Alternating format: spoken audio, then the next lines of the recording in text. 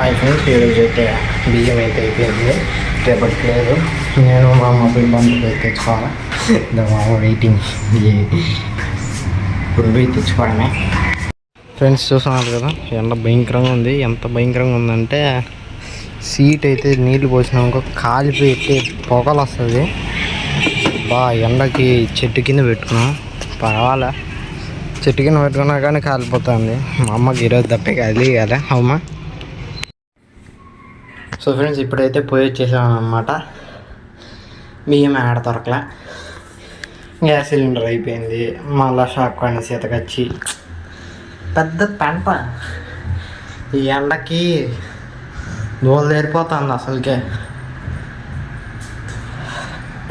చూడండి అమ్మ కూతురు ఏం చేస్తున్నారు. నేను ఆమె పనుకుంది, నేను కట్ చేసిన. నేను పడుకున్నారా, ఇద్దరు కట్ చేసుకుంటాను. ఇద్దరు మా అమ్మ ఒకటే బాగా కష్టపడి ఎరగడ్డలు వచ్చింది. నేను మా అమ్మ ఇప్పుడే వచ్చినాము. వచ్చి రాగానే ఒక శుభవార్త చెప్పింది. ఏంటంటే గ్యాస్ సిలిండర్ అయిపోయింది. దాన్ని మళ్ళీ పైకి తీసుకొచ్చేది చుక్కలు కనపడినాయి.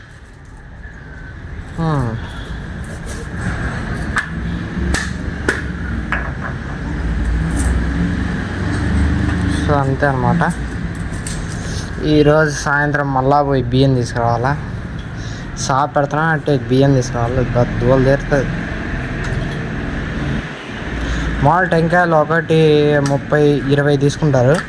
మార్కెట్లో డిఫరెంట్గా కేజీల లెక్క తీసుకుంటారు టెంకాయ. అవుమా, కేజీ ఎంతమ్మా చెప్పు. నోట్లో 40 అంట.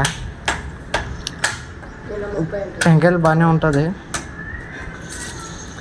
కేజీ 40 లెక్క. ఇప్పుడు 2 కేజీలు తీసుకో, అది అదృష్టం పెట్టి వస్తుంది. సో ఇవాళ వీడియో అంతే అన్నమాట.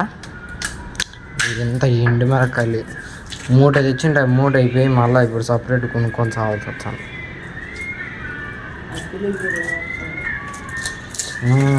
నాది చిన్నవి పోయి ఇది పిల్లులు ఉన్నాయి. ఉయ్యమ్మ ఎంత గట్టిగా అరుస్తాయి. రాత్రిపూటలు ఎవరో దెయ్యాలు వేసినట్టు అరుస్తాయి.